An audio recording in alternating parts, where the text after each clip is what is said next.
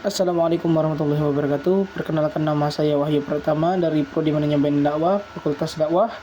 Di sini saya akan menyampaikan tentang larangan utama dalam ekonomi Islam.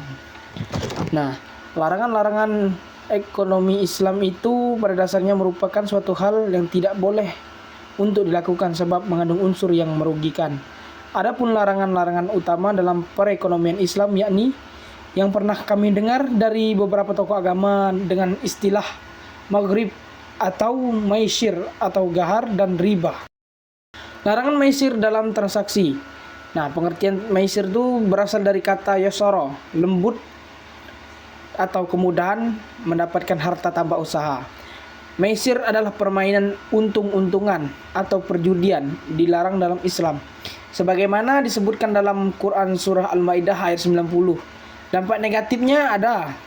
Yang pertama itu menjauhkan dari zikir, doa dan ibadah. Yang kedua itu menimbulkan perselisihan dan kerusuhan. Yang ketiga mengandalkan keberuntungan tanpa usaha.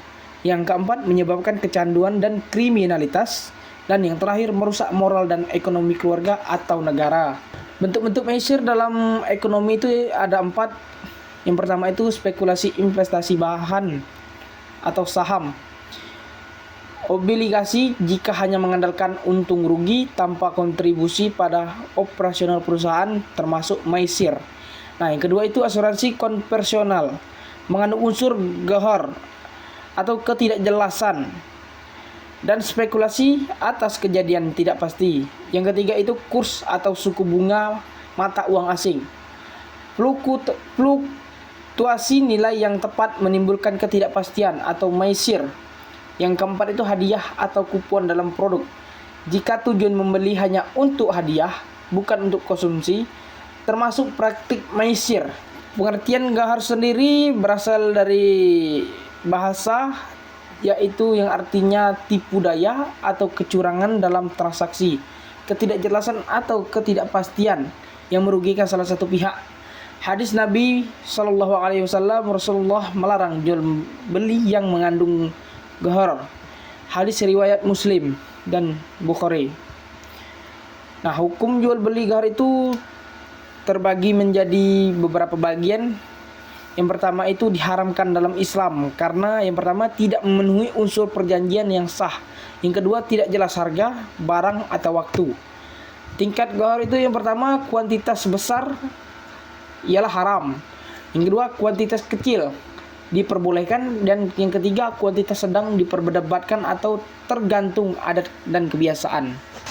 Jenis-jenis gahar berdasarkan akad.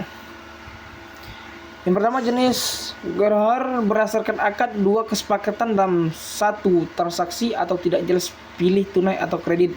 Nah, yang kedua itu uang muka hangus bila transaksi batal. Yang ketiga jual beli jahiliyah atau berbasis undian tanpa kejelasan. Yang keempat jual beli bergantung atau syarat pada pihak ketiga. Dan yang terakhir jual beli al-mudhaf atau akad untuk masa depan tanpa kejelasan. Jenis-jenis gahar berdasarkan objek transaksinya. Pertama itu tidak jelas barangnya, yaitu dari segi jumlah, jenis, dan sifat. Tidak jelas waktu penyerahan atau pembayarannya. Tidak mampu menyerahkan barang, jual beli utang dengan utang. Objek belum ada atau tidak nyata, contohnya janin hewan. Tidak ada hak melihat barang, tidak diketahui kondisi nyata. Jenis-jenis riba terbagi menjadi 4 golongan. Yang pertama itu riba qard.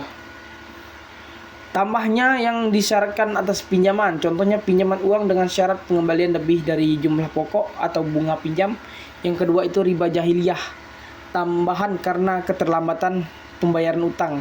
Contohnya itu tadi utang, kita memiliki utang 15 juta. Nah, jika telat bayar ditambah 500.000 per bulannya.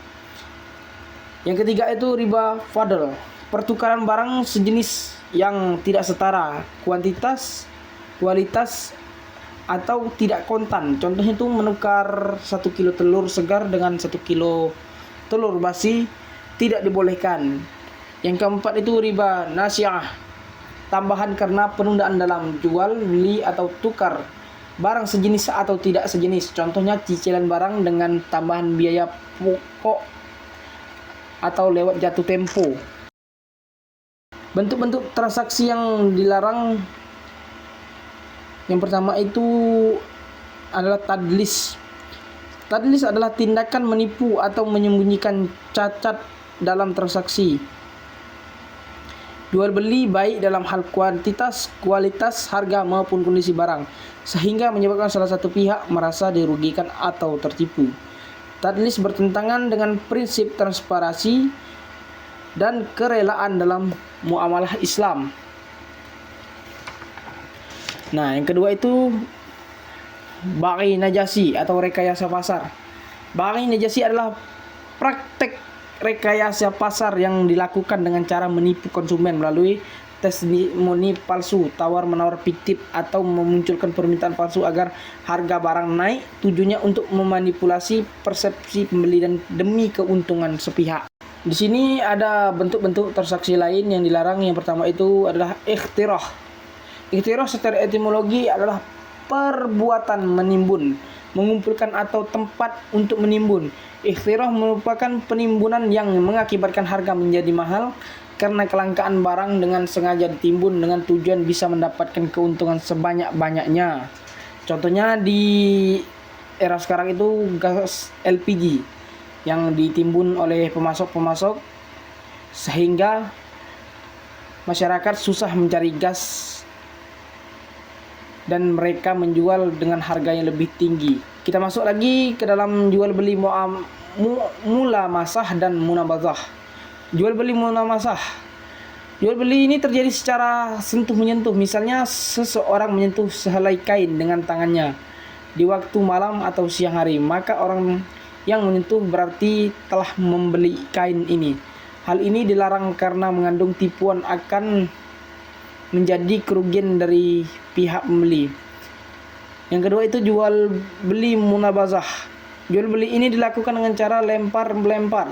Seperti seorang berkata, lemparkan kepadaku apa yang ada padamu, nanti lemparkan pula kepadamu apa yang ada padaku.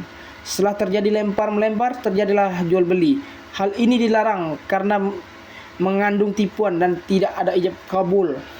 Nah, kesimpulan dari penjelasan ini adalah Islam sebagai agama yang menyeluruh mengatur aspek muamalah untuk menciptakan sistem ekonomi yang adil dan berkah.